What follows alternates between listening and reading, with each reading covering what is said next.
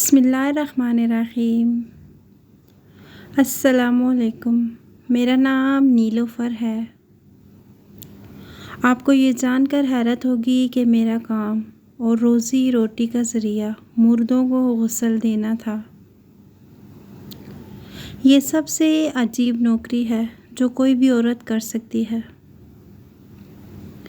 और ये सब कुछ मुझे कैसे मिला, ये एक बड़ी दिलचस्प कहानी है। मुख्तसरन आपको ये बता दूं कि ये हमारा ख़ानदानी पेशा है। कोई भी शख्स ये काम अपनी मर्ज़ी से नहीं करता। मेरी कोई बहन नहीं थी, मैं इकलौती बेटी थी। इसी वजह से अम्मा ने मुझे छोटी सी उम्र में ही ये काम सिखा दिया था, ताकि मुझे ये हुनर कहीं भूल ना जाए। मेरी अम्मा भी मुर्दों को ही गुस्ल दिया करती थी। अम्मा की वफ़ात के बाद ये काम मेरे ज़िम्मे आ गया था। अब घर में जो भी आता वो गुस्ल के लिए मुझे ही लेके जाता। मैं अकेली चली जाया करती थी गांव की औरतों के साथ, क्योंकि गांव में सब लोग एक दूसरे की पहचान रखते थे। इसीलिए मैं बिला झिझक उनके साथ चली जाया करती। लेकिन आज जबकि मेरे घर में कोई भी नहीं था, मैं बिल्कुल अकेली थी और रात का वक्त था। मेरे अब्बा और भाइयों ने कहा था कि वो ज़मीन के किसी ज़रूरी काम से जा रहे हैं, इसलिए मुझे घर पर ही रहना होगा। अगर कोई दस्तक दे तो मैं दरवाज़ा ना खोलूं। लेकिन अब दरवाज़ा बहुत ज़ोर ज़ोर से बजाया जा रहा था। मैं बहुत परेशान हुई। बाहर आकर देखा तो एक आदमी खड़ा था। लगता था कि वो बहुत जल्दी में है। मैंने अंदर से ही आवाज़ देकर पूछा, कौन हो? वो कहने लगा, खुदा के लिए हमारे घर चलो, मेरी चचाज़ाद बहन की वफ़ात हो गई है। उसे अभी और इसी वक्त नहलाकर दफन करना है। अगर तुम नहीं आओगी तो हमारे लिए बहुत मसला हो जाएगा। अगर उसके भाइयों को कुछ मालूम हो गया तो वो उसे ज़िंदा जला डालेंगे, उसे दफन होने का हक भी नहीं देंगे। ये बात सुनकर मैं बहुत हैरान हुई, मगर उससे मैंने साफ इनकार कर दिया कि मैं रात के इस पहर मुर्दे को गुस्ल देने कहीं नहीं जाऊंगी। तब वो मुझे वास्ते और मिन्नतें देने लगा, खुदा के लिए मान जाओ। अगर उसकी लाश दफन ना हुई तो उसके भाई उस बेचारी को मरने के बाद भी माफ़ नहीं करेंगे। मैं तुम्हें उसको गुस्ल देने के 50,000 रुपये दूँगा। 50,000 रुपये की बात सुनकर मेरी तो आंखें जगमगा उठी थी। मैं सोच भी नहीं सकती थी कि एक मुर्दे को गुस्ल देने का कोई मुझे 50,000 भी दे सकता है, क्योंकि अमूमन लोग 200-300 में ही तनख्वाह दिया करते थे। अगर कोई बहुत अमीर होता तो वो 1,000 दे दिया करता, लेकिन इस लड़के ने मुझसे 50,000 की बात की थी, जिसने मुझे हैरत में डाल दिया था। मैं फ़ौरन ही बाहर आ गई। वो लड़का छोटा सा था, उसकी उम्र ज़्यादा नहीं थी, यही को 17-18 साल का होगा। उसे देखकर मैं समझ गई कि वो इस वक्त बड़ी तकलीफ़ में है। मैं उसके साथ उसके घर चल पड़ी। मुझे बहुत हैरत हुई जब वो जाकर मलकों के बड़े से बंगले के पास रुका था। कमाल है, मलकों के घर में जनाजा हुआ और किसी को पता भी नहीं, मैं सोचने लगी। तभी वो लड़का मुझे कहने लगा, बीबी तुमको खुदा का वास्ता, तुम जो भी देखो बस खामोश रहना। मेरी चचाज़ाद बहन है, इस पर कोई आंच नहीं आनी चाहिए। ऐसा ना हो कि लोग उसके बारे में बातें करें। बस तुम गुस्ल देना और बाहर आ जाना। अगर किसी ने कुछ पूछा तो तुम कुछ मत बताना, क्योंकि मेरी चचाज़ाद बहन के बारे में लोगों ने अजीबो गरीब बातें मशहूर कर रखी थी। वो क्या? मैंने दिलचस्पी से पूछा। तुम इन बातों को अभी जानने की कोशिश मत करो। खुदा के लिए जाओ और उस लड़की को रुसवा होने से बचा लो। उस लड़के ने कुछ इस तरह से बात की कि मैं भी मजबूर हो गई और उसके साथ चल पड़ी। रास्ते में वो मेरा इंटरव्यू लेने लगा। देखो, तुम किसी को कुछ नहीं बताना, मैं तुम्हें लेने आया था। सबसे यही कहना कि तुम्हें इस फौतगी की इत्तला मिली है। सो तुम अज़रा हमदर्दी यहाँ आई हो इसको गुस्ल देने। मैंने उससे कहा कि तुमने मुझे बहुत सारी रकम दी है, तुम जो कहोगे मैं वही बात करूँगी। यूँ करते करते हम उस घर तक पहुँच गए। वो लोग बहुत ही मुअज़्ज़ज़ घराने के लग रहे थे। यहाँ की औरतों के कपड़े, ज़ेवरात और बाकी चीज़ें बता रही थी कि ये लोग काफ़ी अमीर हैं। वो लड़का जो मेरे पास आया था मुझे अंदर एक अम्मा के पास ले गया और कहने लगा, ये गुस्ल वाली आई है, आप इसे ले जाएं। वो औरत मुझे गुस्ल खाने की तरफ ले गई जहाँ पर मैयत को रखा हुआ था। मैयत को देखते ही मेरी तो रूह लरस गई। ये एक जवान औरत की मैयत थी जिसे मरे हुए शायद अभी 1 घंटा ही हुआ था। मैंने बाकी औरतों को बाहर भेज दिया था क्योंकि लड़के ने हिदायत दी थी कि मैं गुस्ल अकेले में ही दूँ। थोड़ी देर बाद सब औरतें बाहर चली गईं। मैंने मैयत को पाक करने के लिए गर्म पानी का इस्तेमाल करना शुरू किया।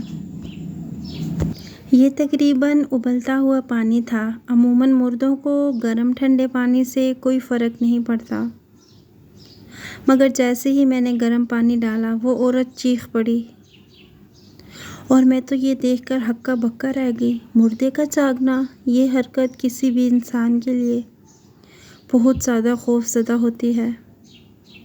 मैंने इसकी हरकत करने को वहम समझा, मगर जब दूसरी बार पानी डाला तो ऐसे लगा जैसे वो हल्का सा चीखी हो। वो औरत तो जाग रही थी। मैं ये देखकर हैरान रह गई। वो कहने लगी, मुझे बहुत दर्द हो रहा है। उसको ज़िंदा देखकर मैं हक्का बक्का रह गई। मैंने डरते डरते पूछा, क्या तुम ज़िंदा हो? मेरी बात सुनते ही वो कहने लगी, जी मैं ज़िंदा हूँ, मगर तुम ये बात किसी को मत बताना और सबको यही कहना कि मैं मर गई हूँ। ये कहकर वो लड़की रोने लगी। मैंने उसके आंसू पूंजे और उसे गुस्ल देना बंद कर दिया। मैंने उसके कान में सरगोशी की और कहा, तुम क्यों बिलावजह कब्र में जाना चाहती हो? उठो और इन सबको बता दो कि तुम ज़िंदा हो। मेरी बात सुनते ही उसने मेरे मुंह पर हाथ रख दिया। कहने लगी, खुदा के लिए ऐसा ना कहो। अगर इनको मालूम हो गया कि मैं ज़िंदा हूँ तो मुसीबत आ जाएगी। बस तुम्हें गुस्ल के लिए बुलाया है।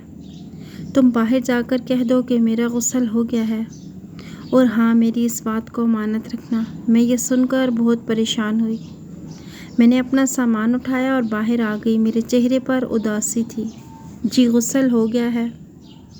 मैंने उस बड़ी औरत से कहा, ठीक है तो वहाँ जाओ, तुम्हें पैसे मिल जाएंगे। और मैंने उसे ये भी ना बताया कि मुझे पहले ही 50,000 रुपये मिल चुके थे। मैंने उनसे भी 500 रुपये ले लिए और वहाँ से निकल गई। ये भरा हुआ घर था जहाँ पर औरतें घूम फिर रही थीं। ऐसे लगता था जैसे यहाँ किसी की शादी हो रही थी। वो लड़का फिर मुझे मेरे घर छोड़ आया। मेरे दिल दिमाग में वही बातें थीं। मैंने सोच लिया था कि मैं इस राज को राज नहीं रहने दूंगी, जान कर ही रहूँगी। इस लड़के ने सख्ती से मना कर रखा था कि मैं किसी को भी ये बात मत बताऊं, मगर जैसे ही मैं अपने घर पहुंची मेरा दिल बेचैन होने लगा। मेरा दिल चाहा अभी जाकर ये वाक़या पुलिस को बता दूं कि ये लोग एक ज़िंदा लड़की को दफन कर रहे हैं, मगर फिर सोचा कहीं इस लड़की के लिए कोई मुसीबत पैदा ना हो जाए। मैंने सोचा जैसे ही ये लोग कब्रिस्तान से चले जाएंगे मैं वहाँ जाऊंगी और उस लड़की को कब्र से निकाल लूँगी। ये सोचकर मैं मुतमईन हो गई। अब वो लड़का जैसे ही वापस मुड़ा मैं भी उसके पीछे पीछे चलने लगी। वो फ़ौरन अपने घर गया था। मैं दरख्त की ओट में छुपकर सारा मंज़र देखने लगी। मैंने सोच लिया था उस लड़की को कब्र से ज़रूर निकालूंगी।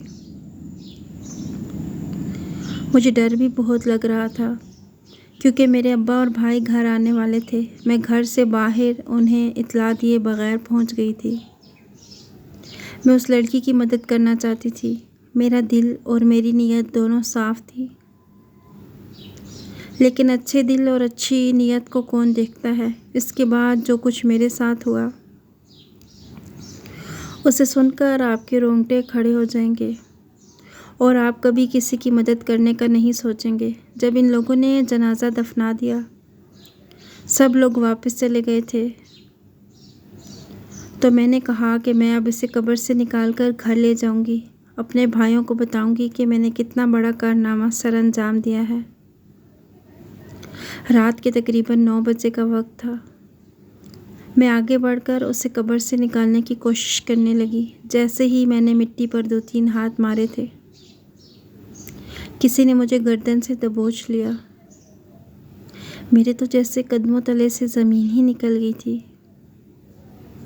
उस शख्स की आवाज़ मेरे कानों में पड़ रही थी, अच्छा तो तू है वो बदमाश, वो बदबख्त जो हमारे घर में नकब लगाए बैठी है।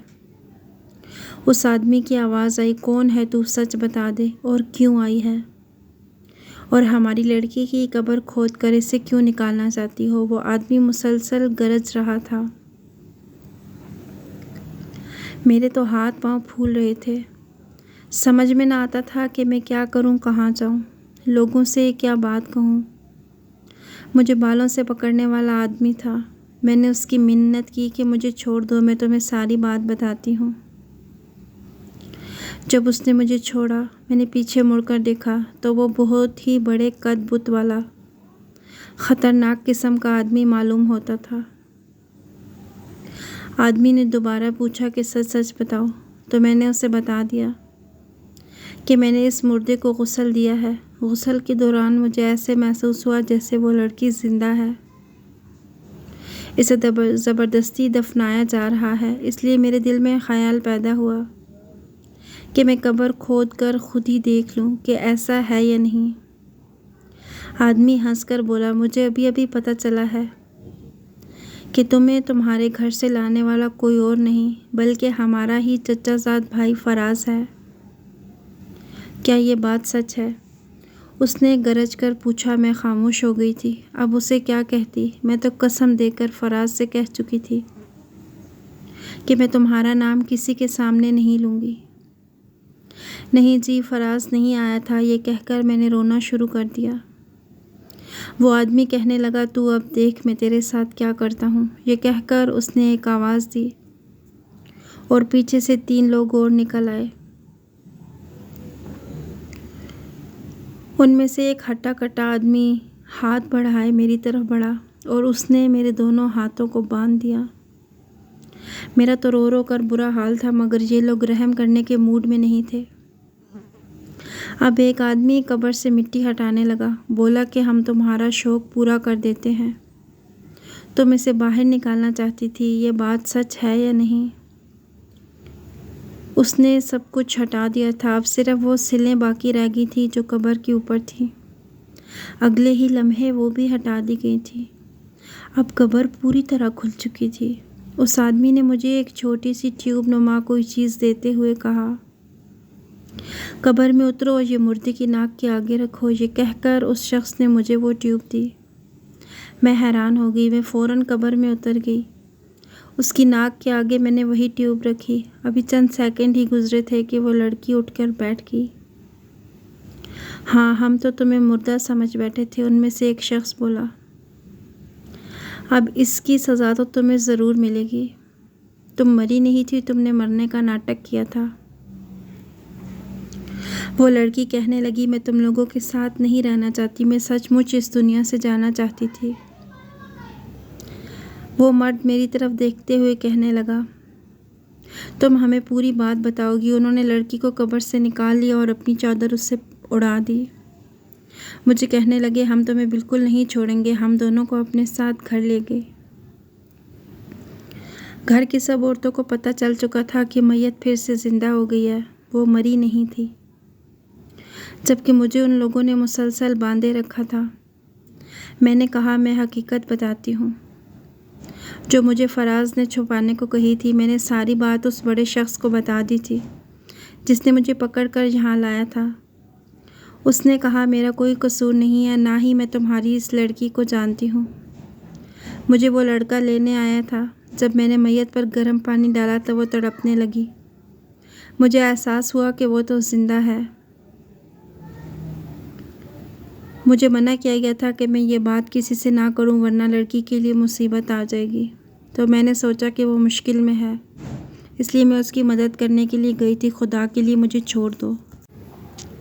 उन लोगों ने मेरी इस बात पर एतबार किया और मुझे कहा कि ये बात गांव में कहीं और मत करना, ऐसा ना हो कि हम लोग गांव में बदनाम हो जाएं। मैंने कहा मैं ये बात किसी को नहीं बताऊंगी। उन लोगों से रिहाई के बाद जैसे ही मैंने बाहर कदम रखा, पूरे घर में एक बार फिर शोर पड़ गया। किसी ने मुझे कहा कि रुक जाओ, तुम्हारी ज़रूरत फिर पड़ गई। ऐसा कैसे हो सकता है कि एक ही घर में 2 जनाजे, वो भी एक ही वक्त में हो जाएं। मैं रुक गई और मुझे ये जानकर हैरत हुई कि इस बार भी वही लड़की मर गई थी। अब वो सचमुच की मर गई थी। अब तो मुझे अपना आप भी बदकिस्मत लगने लगा था जो मैं इस घर में आ गई थी। बहरहाल मैंने एक बार फिर उस लड़की को गुस्ल दिया। उस लड़की ने सच में जहर पी लिया था। मेरी आंखों से आंसू जारी थे। मैं उसे 2 बार गुस्ल दे चुकी थी और मुझे ये लोग बहुत ही मशकूक और अजीब से लग रहे थे। गुस्ल देने के बाद याद आया कि घर भी तो जाना था, काफ़ी देर हो गई थी। वही लड़का मुझे छोड़ने आया। बहुत गमगीन था, रो रो कर पागल हो रहा था। बोला कि चलो मैं तुम्हें तुम्हारे घर छोड़ देता हूँ। मैंने कहा तुम रहने दो, मैं चली जाऊँगी। बोला मैं तुम्हें लाया था, तुम मेरी अमानत हो, मुझे घर भी पहुँचाना है। ये कहकर उसने मुझे मुतमईन कर दिया। अब रास्ते में उसने मुझे जो बात बताई तो मेरा दिल खून के आंसू रोने लगा। मैं सोच भी नहीं सकती थी कि लोग इस कदर जालिम भी हो सकते हैं और मुआशरा इस कदर खुद गर्ज हो सकता है। जैसे ही मैं घर के करीब पहुंची तो उसने बताया कि ये लड़की जिसने मरने का नाटक किया था, दरअसल इसकी पुरानी मंगेतर थी। फिर फराज के साथ दुश्मनी की वजह से उसके भाई उसकी शादी कहीं और कर रहे थे, तो उसने अपना सांस बंद कर लिया और मरने का नाटक किया। वो लोग ये समझे कि इसने खुदकशी की है। फिर उन्होंने फराज से भी दुश्मनी को ख़त्म कर दिया और इसको दफनाने की तैयारी करने लगे। मगर फिर पता नहीं उस लड़की के भाइयों को कैसे शक पड़ गया। इन दोनों का प्लान था कि ये फिर उसे बाद में कब्र से निकाल लेगा और ये लोग एक नई दुनिया बसाएंगे। मगर इसके भाइयों ने शक की बिना पर कब्रिस्तान में छुप के देखते रहे और फिर उनका शक यकीन में बदल गया। लड़की ने दिल बर्दाश्ता होकर दोबारा जहर का प्याला पी लिया था। अब की बार उसने असली में जहर पिया था। 100 मिनटों में ही उसकी जान चली गई और अब ये लोग उसकी असली मैयत दफनाने के लिए आए थे। मुझे ये सुनकर बहुत ज़्यादा रोना आया। मैं ये सोचने लगी कि क्या लोग इतने भी खुद गर्ज और अनापरस्त होते हैं कि जान ही ले लें। खुदा ऐसे बहन भाइयों और ऐसे रिश्तेदारों से सभी को बचाए। अगर आपको वीडियो अच्छी लगी है तो इसे लाइक कीजिएगा और इस तरह की मज़ीद कहानियाँ देखने के लिए हमारे चैनल को सब्सक्राइब कीजिएगा। अगली वीडियो तक के लिए अल्लाह हाफिज़।